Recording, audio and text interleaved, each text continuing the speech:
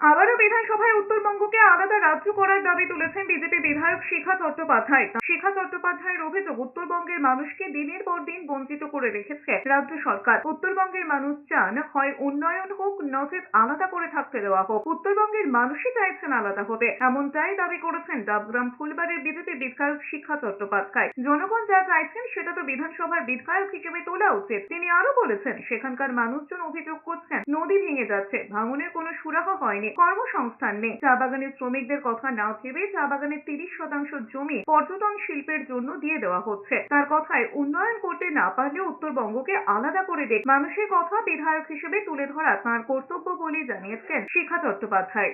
উত্তরবঙ্গ আলাদা করে দেওয়ার কথা একমাত্র মানুষ বলছে, আমরা মানুষের প্রতিনিধি।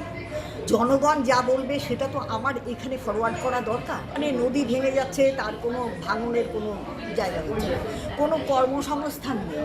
এখানে চা বাগানগুলো 30% কেটে অন্যভাবে ব্যবস্থা করে দেওয়া হচ্ছে, ওনারা আগে পর্যটন করবেন, ওরা বিক্রি করে দেওয়া হবে।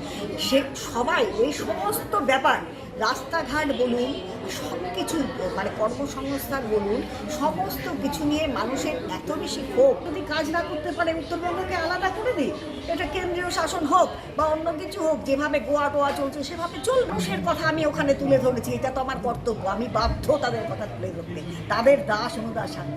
সুতরাং সেই হিসাবে কিন্তু আমি এখানে তুলে ধরেছি।